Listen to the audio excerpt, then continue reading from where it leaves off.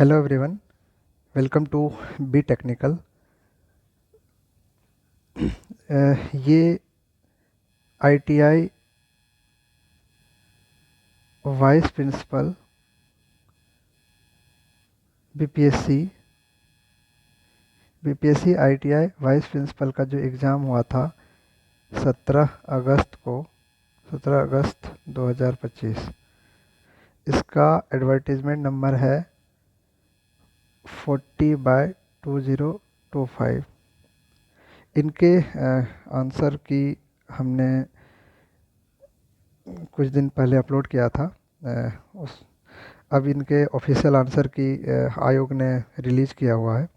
उसमें भी बहुत सारे क्वेश्चंस हैं जिसमें आप चैलेंज कर सकते हैं, और कुछ क्वेश्चंस जो है वो डिलीट भी हो सकते हैं। करीबन 10 से 12 क्वेश्चन है। तो हम देखते हैं वो कौन कौन से क्वेश्चन हैं जिसको आप चैलेंज कर सकते हैं। चैलेंज की अभी नोटिफिकेशन ऑफिशियली नहीं आया हुआ है। वो कुछ ही दिन में वो फिर उनके नोटिफिकेशन आ जाएंगे। इसके बाद आप लॉगिन करके चैलेंज कर सकते हैं। तो कुछ क्वेश्चंस हैं जो मैंने मार्क किए हुए हैं इसमें कि कौन कौन से क्वेश्चन आप चैलेंज कर सकते हैं। पहला क्वेश्चन है, देखिए प्लानर सिस्टम कह रहा है। ठीक है, for planar system necessary and sufficient equation for equilibrium.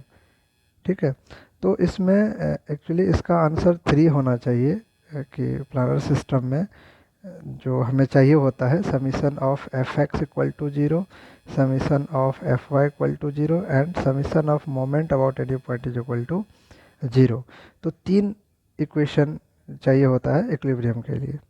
ठीक है, तो इसके आंसर आयोग ने 2 दिए हैं, यानी बी बी बॉम्बे इनका आंसर दिया हुआ है, बट इनके आंसर होने चाहिए 3। तो आप इसमें चैलेंज कर सकते हैं सोर्सेस लगा के। तो ये पहला क्वेश्चन हो गया। दूसरे क्वेश्चंस हैं,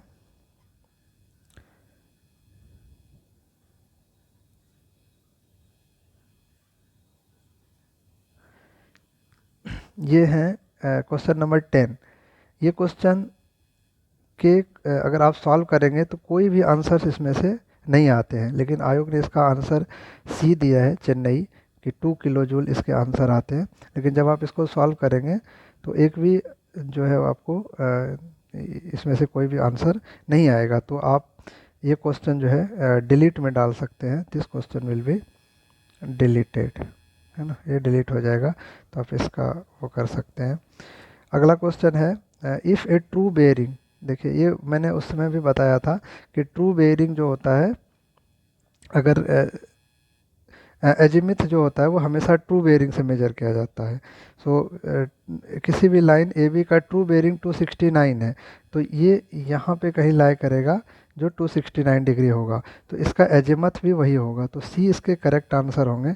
लेकिन आयोग ने इनका आंसर ए दिया है, तो वो गलत है। आप इनका आंसर सी मार्क करिए और इसको चैलेंज में डालिए। सो क्वेश्चन नंबर 12 जो है वो भी आपका चैलेंजिंग क्वेश्चन है।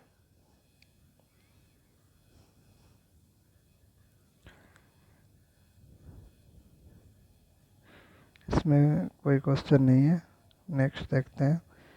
हाँ, इसमें एक क्वेश्चन है, मैं उसमें भी बताया था जब मैंने आंसर की बताया था कि इसमें पूछ रहा है percentage of brick in a good brick. Brick में ब्रिक का परसेंटेज का, ब्रिक में ब्रिक का कोई परसेंटेज नहीं होता। मतलब उनको अगर कंस्टिट्यूएंट ही पूछना था तो वो सिलिका पूछ लेता, एल्युमिनियम पूछ लेता, लाइम पूछ लेता, आयरन पूछ लेता। इनके कंस्टिट्यूएंट्स हैं। अगर सिलिका है तो वो 50 से 60% होगा। अब सिलिका को मैं ब्रिक क्यों बोलूँगा? ठीक है, तो मुझे ये क्वेश्चन थोड़ा सा वो लग रहा है कि इसके ये percentage of brick in good brick, तो आप इसको भी चैलेंज कर सकते हैं। अगर ये सिलिका होता तो इनका आंसर सी सही था, 5 to 60%। ठीक है, तो हालांकि वो पूछना वही चाह रहा है, बट यहाँ पे थोड़ी सी इनके लैंग्वेज में वो है, तो आप ये क्वेश्चन भी चैलेंज में कर सकते हैं कि इसको डिलीट किया जाए।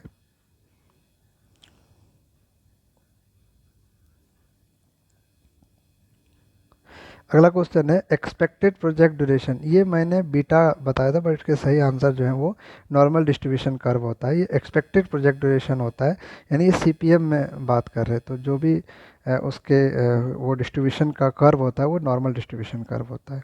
ठीक है, और इसमें एक और क्वेश्चन था, क्वेश्चन नंबर 50। इसके पूछ रहे कि earth moving machine has shortest cycle time. Shortest cycle time shovel का होता है, तो यहाँ पे डीपर सॉवेल है, तो डी इसका करेक्ट आंसर होगा। हमने हो का बताया था, हो का भी साइकिल टाइम कम होता है, बट डीपर सॉवेल शॉर्टेस्ट मतलब जो होता है वो डीपर सॉवेल होगा, तो डी इसका करेक्ट आंसर है, जो कि आयोग ने करेक्ट दिया हुआ है। अगला क्वेश्चन है क्वेश्चन नंबर 58। इनके जब आप इनको सॉल्व करेंगे, ये रेनॉल्ड्स नंबर निकालने के लिए बोल रहा है, पॉइस में दिया हुआ है, तो आप इसको कन्वर्ट करना पड़ेगा 0.8 इंटू 0.1। तो इनको जब रेनॉल्ड्स नंबर निकालेंगे तो उसके कारण इसका आंसर आता है 6750, बट यहाँ पे 675 है और आयोग ने भी इनका यही आंसर दिया 675। तो ये क्वेश्चन डिलीट होने चाहिए, है ना, to be deleted, this question to be deleted. तो 58 नंबर जो क्वेश्चंस हैं इनको भी आप चैलेंज कर सकते हैं। नेक्स्ट क्वेश्चन है the quantity of heat radiation is dependent on. Heat radiation जो है मैंने उसमें भी बताया था, ये सारे चीज़ पे डिपेंड करता है, एरिया पे, शेप पे और टेम्परेचर पे। तो ऑल ऑफ दिस यानी डी इसका करेक्ट आंसर होना चाहिए, ठीक है। तो ये भी क्वेश्चन आप चैलेंज में डाल सकते हैं, जबकि आयोग ने इसका आंसर दिया कि सिर्फ टेम्परेचर पे ये डिपेंड करता है। आयोग ने इसका करेक्ट आंसर सी दिया है, बट मेरे हिसाब से इसका करेक्ट आंसर होना चाहिए ऑल ऑफ दिस, डी। तो आप इसको मेरे हिसाब से मतलब आप इसके सोर्सेस हैं, बुक से सोर्सेस लगा के आप इसको चैलेंज कर सकते हैं।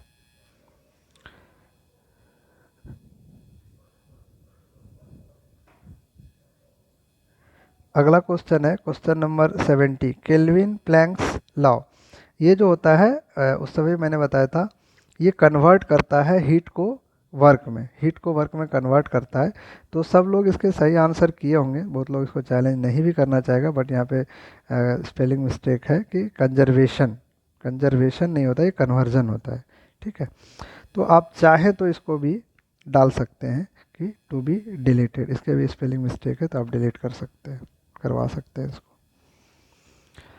अगला क्वेश्चन है the air standard auto cycle. Auto cycle जो होता है ना, वो हमेशा कांस्टेंट वॉल्यूम होता है, बी।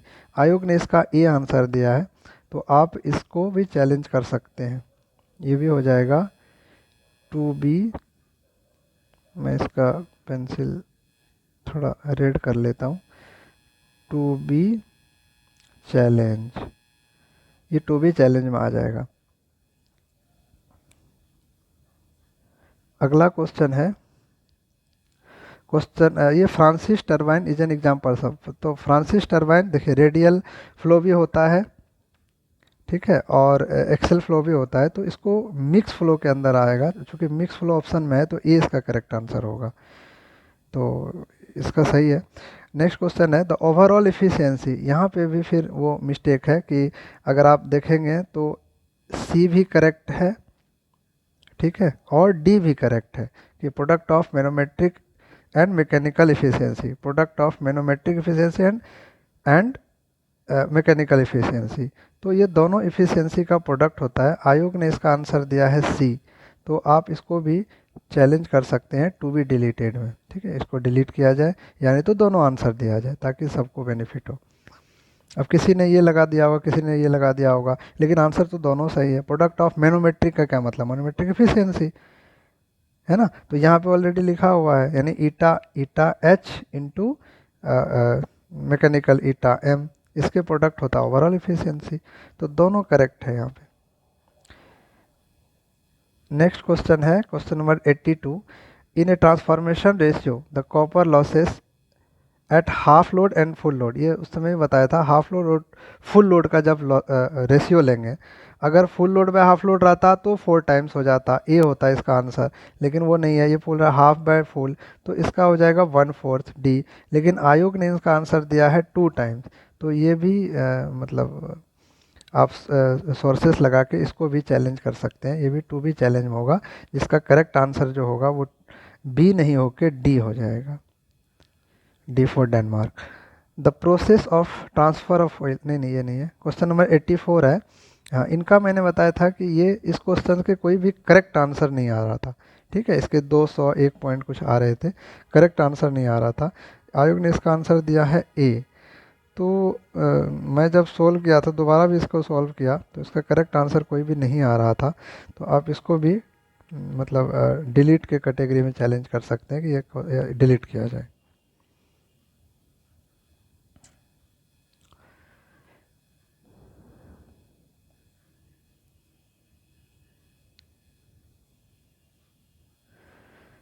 देखिए, रीजनिंग में भी कुछ कुछ क्वेश्चंस हैं जो चैलेंजिंग हैं। अगर इसके आप सीरीज बनाएंगे तो 221 के बाद 237 आ रहा था। इसका डिटेल में रीजनिंग का जो मेरा वीडियो है उसमें अपलोड किया हुआ है, आप देख सकते हैं जाके।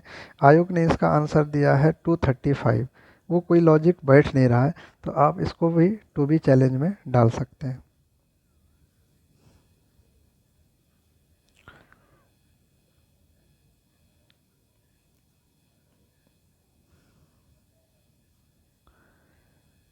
नेक्स्ट क्वेश्चन है क्वेश्चन नंबर 117। इसमें भी जो आप कैलकुलेशन करेंगे डायरेक्ट, तो मैंने बताया था 4 तिया 12 प्लस 1 एक 13 और 9 तिया 27 एक 28, तो डी आ रहा था। लेकिन आयोग ने इसका आंसर ए दिया है, तो ए का लॉजिक कुछ बैठ नहीं रहा था। और जब हमें डी मिल रहा है डायरेक्टली उसी लॉजिक पे, तो डी क्यों नहीं होगा इसका आंसर। तो ये भी टू बी चैलेंज में आप डाल सकते हैं। तो 117 भी आप चैलेंज में डाल सकते हैं। अगला क्वेश्चन है